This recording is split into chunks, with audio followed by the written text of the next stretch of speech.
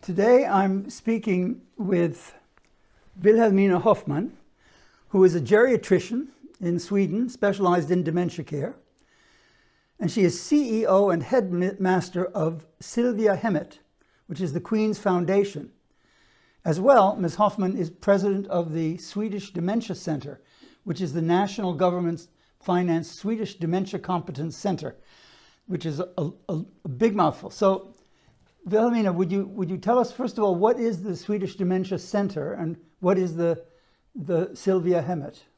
Well, the Silviahemmet came first, really, and Silviahemmet is a non-profit foundation founded by Her Majesty Queen Silvia of Sweden, and she did so because she was engaged in dementia already in the 1990s, because she experienced dementia very closely when her mother got dementia.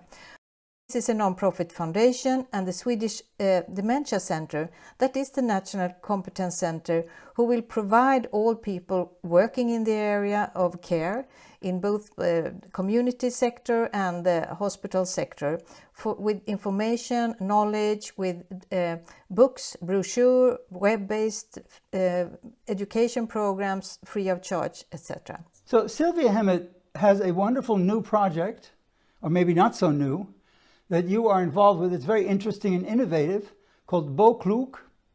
Could you jump in by telling me what is this? It's a house, it's an apartment, it's an innovation hub. How do you describe it? Well, it's a project which has been ongoing now for 5 years, and it's called Silviabo. It's from the Silviahemmet together with a building company called Boklok, and also together with a big company, IKEA. So since 5 years we have worked together because we would like to create apartments for people with dementia where they can stay a little longer if they need or want to, together with their loved ones. And then it must be more easy to live there. They must feel safe, and still it must be a normal and nice looking home. That is the ground project. So it's in cooperation with a building company and like you said, furnishing company like IKEA. So you have buildings and a nice looking apartment, but there's also something special about it. I think it's an innovation demonstration apartment. What's in it and what does that mean? Yes, when we built this, we thought that we must share all the knowledge. We would like to inspire others to build houses for people with dementia. 3 apartments in each of the houses, normal apartment with a lot of things built in to make it easier to live in for persons with dementia. But we also have in one of the houses an apartment that we can show others, so you can feel how it is to go into this apartment and to check out what different types of, adjustments we have done. And in the other house, we have also one apartment, but that is for innovations, and they are coming all the time. But so you can get inspiration, so you can let it be done in another apartment where you live or when you build a new apartment. So when you speak of innovations, is that like a special technology? Is it a special design? What do we mean by what do you mean by innovations that are? Innovation could be that you really find a new way how to help people with different cognitive problems to be able to sort out their day in a better way. We had one innovation. It was, for example, in this innovation apartment, a tool that you could look out on the window to see about the weather, but perhaps you cannot see about the temperature, but it could show what to wear that day. So you could see that you needed like raincoat, or then you needed more coat on, for example. And what we think really is that innovation is always digital, but they are not always digital. We have another innovation that is a huge stick to help you put on your shoes that is available, but on the one of the parts of it, you can also use it to put out the fire alarm if it goes off or you need to change batteries. So it's not only digital solutions, but of course there are such a solutions also. So the stick that puts your shoes on and turns the fire alarm is good for for old people, whatever your disability, are there certain things that you focused on for people with disabilities, other than, I mean, not just for older people who all of us, as we get older, have some needs that we could meet. So what would be some that were for anybody with some disability? Yes, we thought in three ways. One thing, the main thing is for persons with cognitive problems, and that, for example, we have like contrast colors on the door handles or the light bulbs, and we also have glass doors on the kitchen cabinets so that you can see what's behind, and that's mainly for person with cognitive problems. But then we also have like widening doors, so if you need a wheelchair or anything like that, you could come in there. They're easy to walk around, and it's also all the drawers there are lights so that you can see what's in it. And in the bathroom, that is, I think that's a very nice idea that really came from Her Majesty.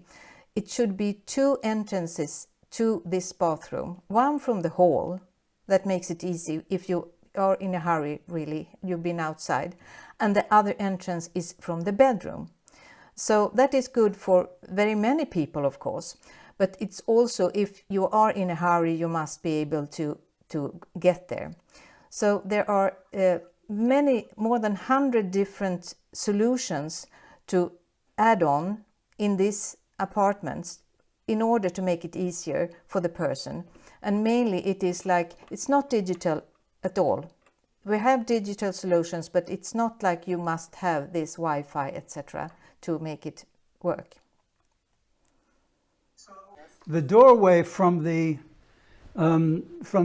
hallway into the bathroom reduces incontinence because they get to the toilet quicker.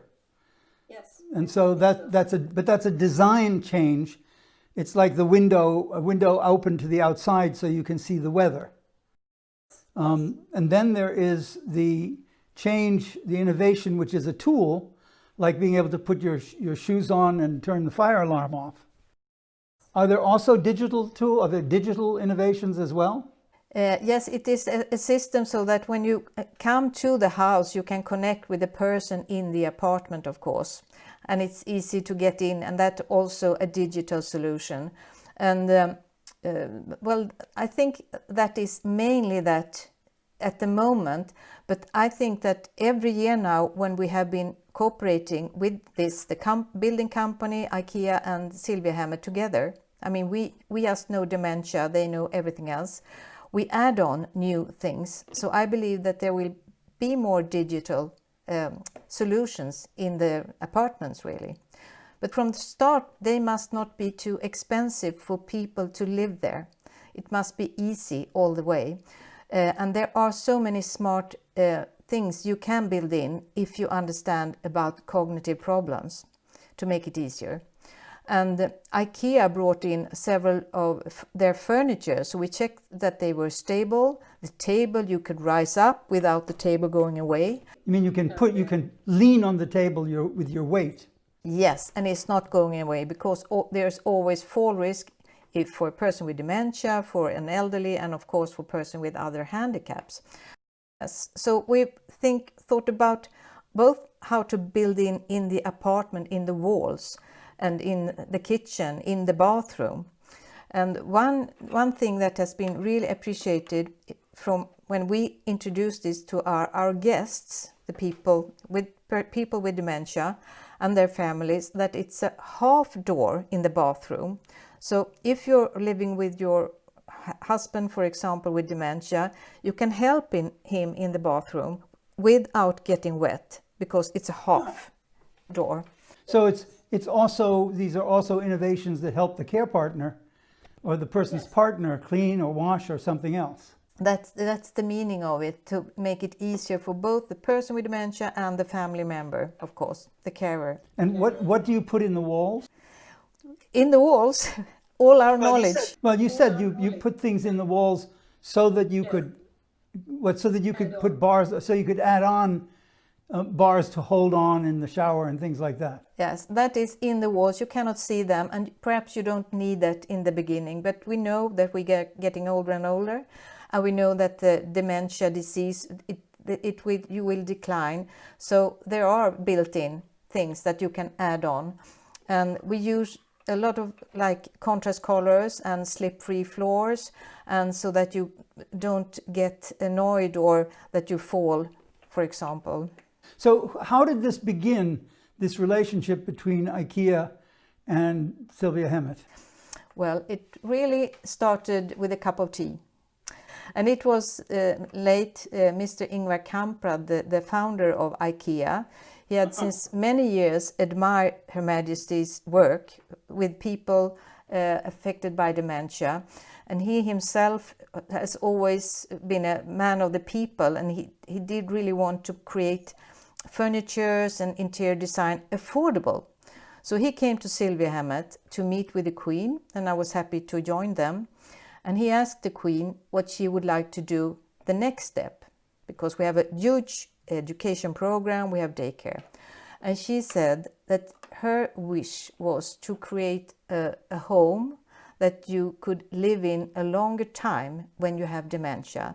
Not too early to a nursing home, but it should be affordable for the people, and it should be nice looking, like a normal home, nice looking home.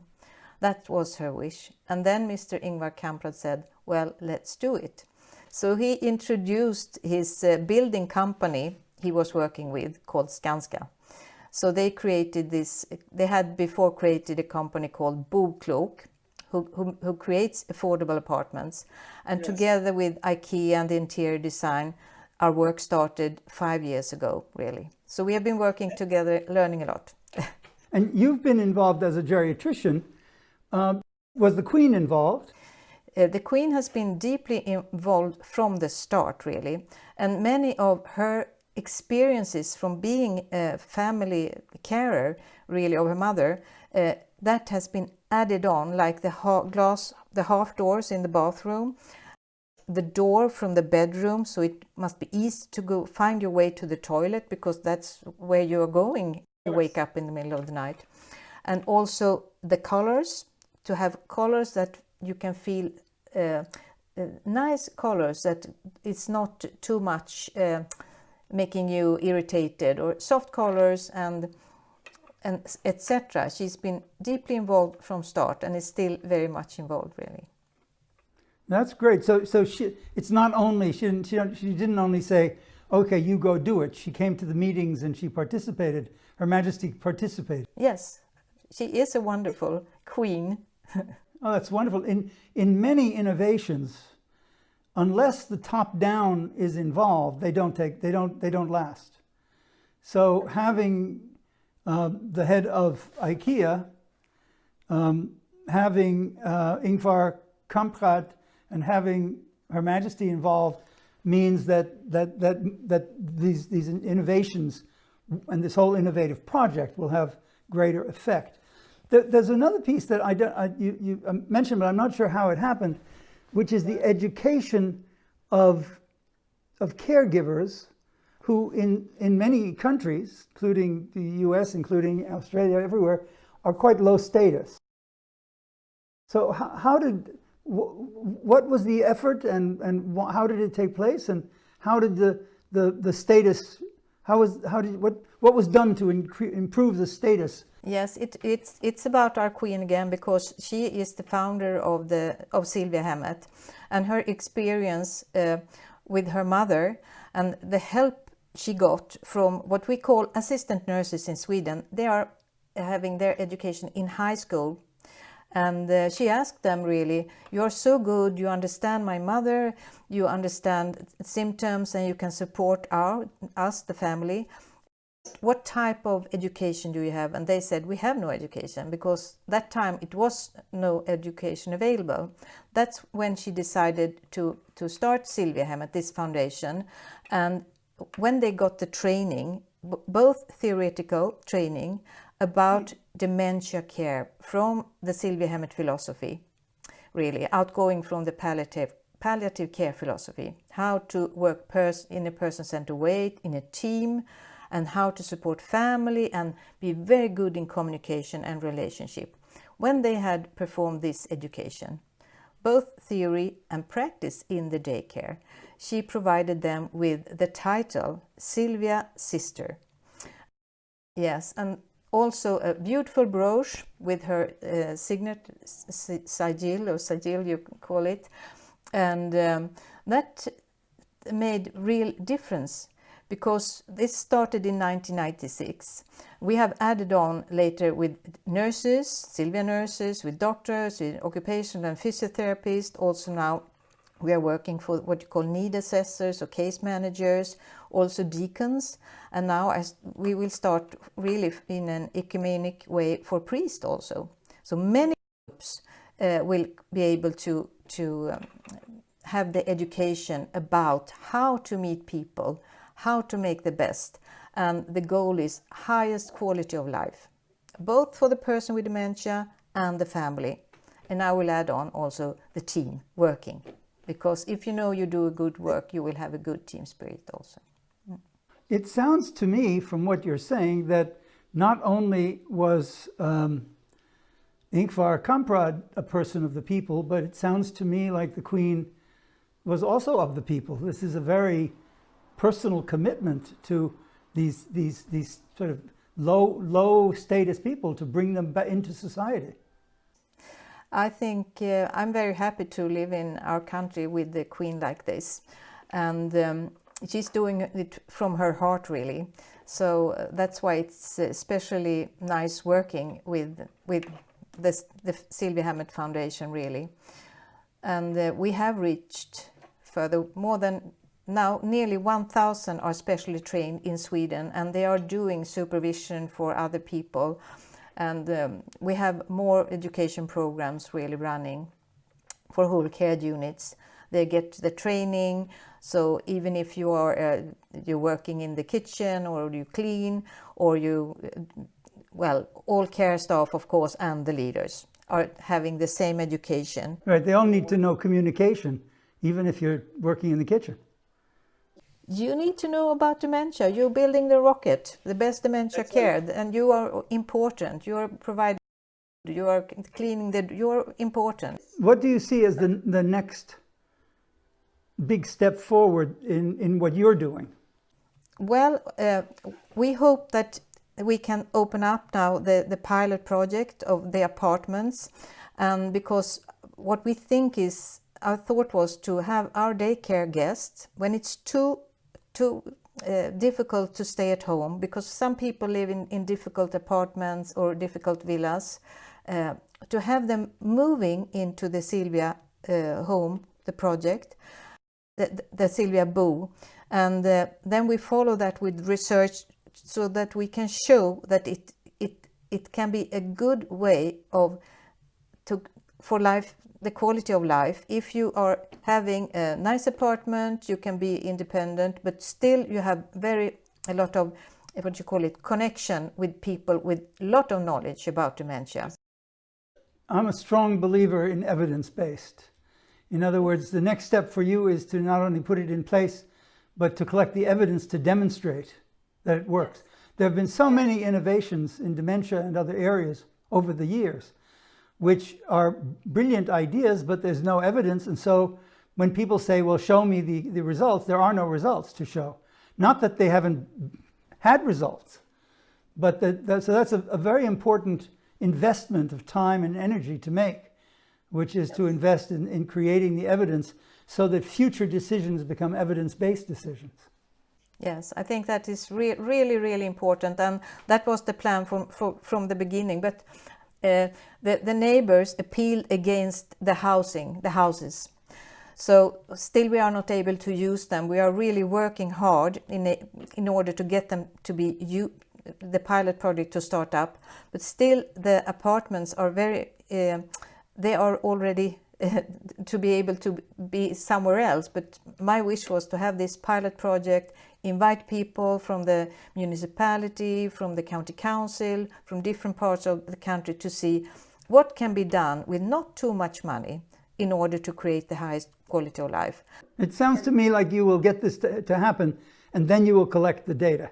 Yes, we must collect data. So let me ask you a general question, because our time is now running out, which is, and I've asked this of all the other people that I've interviewed, if you could design a poster, and I would tell you we would print it and put it in every home, every place where people are taken care of with dementia, every developer of housing, every operator of elder housing or dementia housing, every architect, every designer. It was just the poster, so you can't put a whole story. You can just put an idea. What would be on your poster? What works for people with cognitive problem will work for many, many, many more. That's a wonderful expression, and also so true, which is, and I used to in my talks used to say at some point, I wish people would treat me as if I had dementia. And when they said, well, what do you mean? I'd say, talk slowly, make sure I understand what's going on, don't stress me out, don't ask me questions I don't know. There's many things that meet what you just said. Wilhelmina, Ms. Hoffman, thank you so much for participating. And I look forward to having this summary of this interview in the report, and then also for the report to be available for years to come, the video for years to come, so your message is carried out broadly. Yes, we must inspire each other.